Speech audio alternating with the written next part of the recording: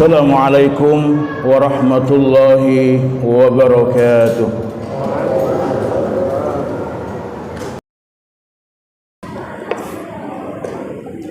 Alhamdulillah. Alhamdulillahilladzi nahmaduhu wa nasta'inuhu wa nastaghfiruh wa na'udzu billahi min shururi anfusina wa sayyiati a'malina. May yahdihillahu fala mudilla lahu wa may yudlil fala hadiya lahu. أشهد أن لا إله إلا الله وحده لا شريك له وأشهد أن محمدا عبده ورسوله لا نبي بعده اللهم صل وسلم وبارك على سيدنا محمد وعلى آله وصحبه أجمعين أما بعد فيا أيها الحاضرون اتقوا الله حق تقاته فلا تموتن إلا وأنتم مسلمون فقد قال الله تعالى في كتابه الكريم وهو أصدق القائلين أعوذ بالله من الشيطان الرجيم إنما المؤمنون إخوة فأصلحوا بين أخويكم واتقوا الله لعلكم ترحمون صدق الله العظيم وصدق النبي رسوله الكريم. Ma'asyiral muslimin rahimakumullah, pada hari yang mulia ini kita bersyukur kepada Allah Subhanahu wa taala karena masih diberikan kesempatan oleh Allah Subhanahu wa taala menghirup udara di dunia ini dan berada di tempat yang mulia ini, dan insyaallah bersama orang-orang yang dimuliakan oleh Allah Subhanahu wa taala untuk bersama-sama melaksanakan ibadah yang dimuliakan oleh Allah, itu salat Jumat secara berjamaah. Salawat serta salam tak lupa senantiasa kita kirimkan kepada yang mulia junjungan kita semua, Rasulullah Muhammad sallallahu alaihi wasallam beserta seluruh keluarga dan para sahabat beliau.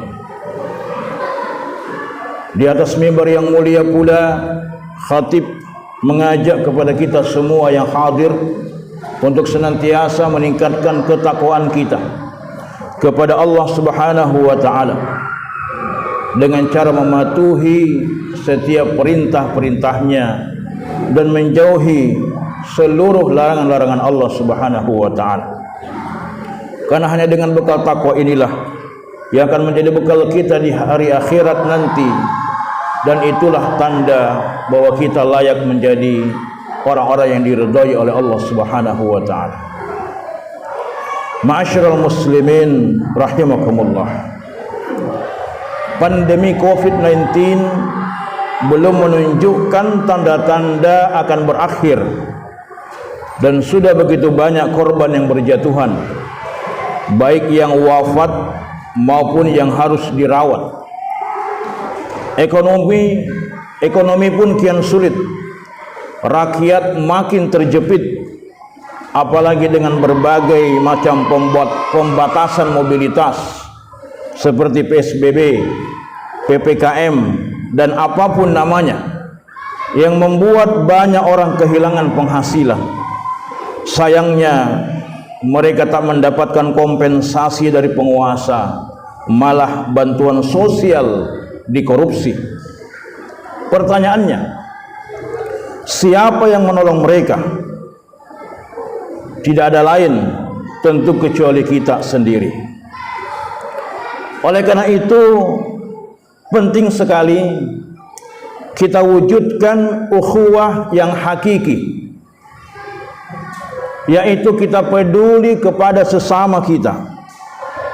Kita saling care, saling peduli, ta'awun, saling tolong menolong, dengan melipat gandakan bantuan kita untuk melepaskan beban yang mereka hadapi akibat wabah yang terkena atas mereka. Ingatlah, memelihara dan mempererat ukhuwah adalah kewajiban kita sebagai muslim. Allah Subhanahu wa taala berfirman dalam surat Al-Hujurat ayat 10, "Innamal mu'minuna ikhwah." Sungguh kaum mukmin itu adalah bersaudara. Ayat ini menghendaki ukhuwah kaum mukmin harus benar-benar kuat, bahkan lebih kuat dari persaudaraan karena nasab atau karena keturunan. Karena memang para ulama menjelaskan bahwa hubungan mukmin satu dengan mukmin lain itu bisa lebih kuat dibandingkan hubungan nasab. Karena bersaudara, normal dan alaminya kehidupan mereka diliputi oleh kecintaan, perdamaian dan persatuan, saling memperhatikan, saling peduli, saling menguatkan, saling peduli serta saling membantu dalam berbagai macam kesulitan. Itulah mengapa Rasulullah sallallahu alaihi wasallam bersabda, al-mu'min lil mu'min kal bunyan yashuddu ba'dahu ba'dha. Mukmin dengan mukmin lainnya bagaikan satu bangunan, sebagian menguatkan sebagian yang lainnya. Hadis riwayat Imam Bukhari, Imam At-Tirmidzi, Imam An-Nasa'i dan Imam Ahmad. Ma'asyiral muslimin rahimakumullah. Ingatlah, membantu atau menolong sesama kaum muslimin merupakan salah satu amal soleh yang utama dan amal soleh yang begitu agung. Demikianlah sebagaimana Rasulullah sallallahu alaihi wasallam sabdakan, man nafasa an mu'minin kurbatan min kurabid dunya, barang siapa yang melepaskan satu kesulitan dari kesulitan-kesulitan di dunia ini, nafasallahu anhu kurbatan min kurabi yaumil qiyamah, maka Allah akan melepaskan kesulitan di antara kesulitan-kesulitannya di hari kiamat nanti. Waman yassara ala mu'sirin, barang siapa yang mempermudah urusan seorang muslim, yassarallahu alaihi fid dunya wal akhirah, maka Allah subhanahu wa ta'ala akan memudahkan urusan-urusannya di dunia dan akhirat. Waman satara musliman, barang siapa yang menutupi aib seorang muslim, satarahullahu fid dunya wal akhirah, maka Allah akan menutupi aibnya di dunia dan akhirat.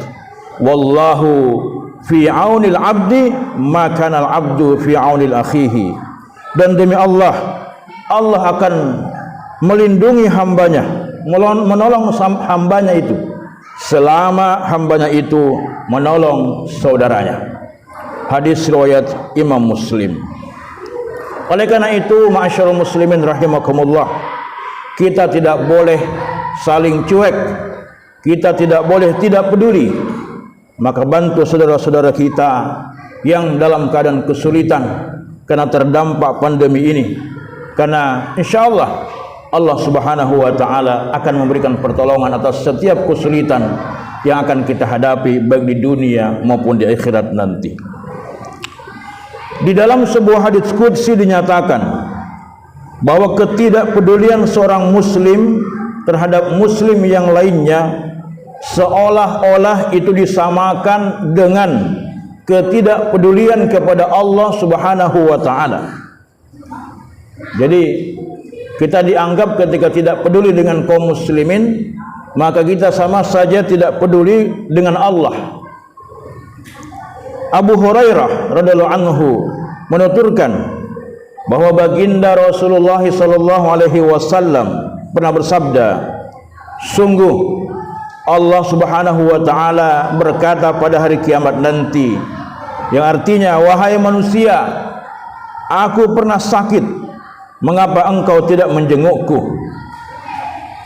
Maka manusia menjawab, Tuhanku, bagaimana aku menjengukmu sementara engkau adalah Tuhan alam semesta? Maka Allah subhanahu wa ta'ala berkata, bukankah engkau dulu tahu, engkau mengetahui bahwa hambaku si fulan dia pernah sakit di dunia, tetapi engkau tidak menjenguknya? Jadi Allah berkata kepada hambanya nanti di hari kiamat, ya, dulu kenapa engkau tidak peduli dengan aku, padahal aku sakit, kenapa engkau tidak menjenguk? Ya. Maka Allah mengatakan bahwa dulu ada hambaku yang sakit, ya, tapi kenapa engkau tidak menjenguknya? Bukankah engkau pun tahu, andai engkau menjenguk dia, engkau akan mendapati aku ada di sisinya. Wahai manusia, aku pernah meminta makan kepadamu di dunia, tetapi engkau tidak memberi aku makan. Maka manusia menjawab, wahai Tuhanku, wahai Allah, bagaimana aku memberi engkau makan, sementara engkau adalah Tuhan semesta alam?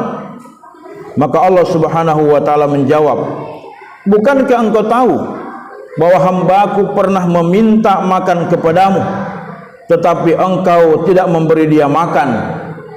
Bukankah andai engkau memberi dia makan, maka engkau mendapatiku ada di sampingnya? Hadis riwayat Imam Muslim.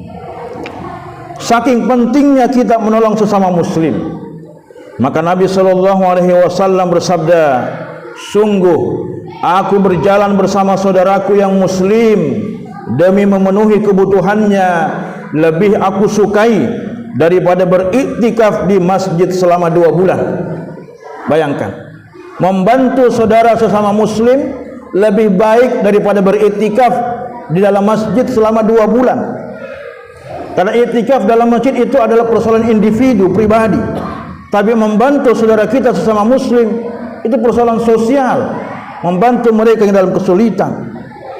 Siapa saja yang berjalan menyertai saudaranya yang muslim demi memenuhi suatu kebutuhannya hingga dia mampu meneguhkan keadaannya, maka Allah akan meneguhkan kedua kakinya pada hari kiamat nanti, pada saat banyak kaki-kaki manusia yang tergelincir. Hadis riwayat Imam At-Tabrani dalam kitab Mu'jam Al-Kabir. Oleh karena itu penting untuk diperhatikan, membantu sesama kita tidak harus menunggu yang bersangkutan memintanya. Tidak perlu kita menunggu bahwa dia meminta bantuan, tapi kita sendiri harus pengertian.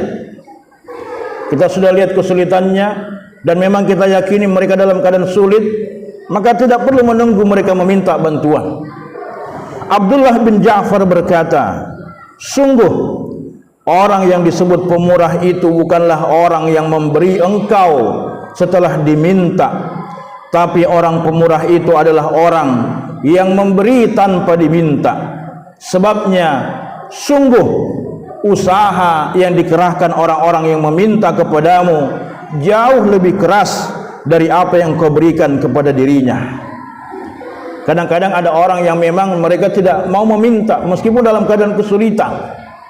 Oleh karena itu tentu kita sebagai saudaranya harus memahami persoalan ini. Dan ketika mereka meminta, itu kadang-kadang mereka merasa malu untuk meminta. Maka tentu kita sebagai saudaranya, mari kita bantu mereka. Ini dalam sebagaimana dijelaskan oleh Ibnu Abi Dunya dalam kitab Qada Al-Hawaij. Ma'asyiral muslimin rahimakumullah, mari kita perbanyak sedekah kita. Ingatlah firman Allah Subhanahu wa taala dalam surah Al-Baqarah ayat 245, man dzalladzi yuqridullaha qardan hasana fayudha'ifahu lahu ad'afan katsira. Siapa saja yang memberi Allah pinjaman yang baik, yaitu menginfakkan hartanya di jalannya, maka dia akan melipat gandakan pembayarannya dengan berkali-kali lipat. Ma'asyiral muslimin rahimakumullah, semoga Allah Subhanahu wa taala segera mengangkat pandemi ini dari muka bumi ini dan menjadikan kita semua sebagai umat yang saling peduli kepada sesama kita, bukan hanya kepada sesama muslim tentunya, tapi juga kepada saudara-saudara kita meskipun dia non muslim ketika mereka dalam keadaan kesulitan. Barakallahu li wa lakum fil Qur'anil azim wa nafa'ni wa iyyakum bima fihi minal ayati wa dzikril hakim wa taqabbala minni wa minkum tilawatahu innahu huwas samiul alim.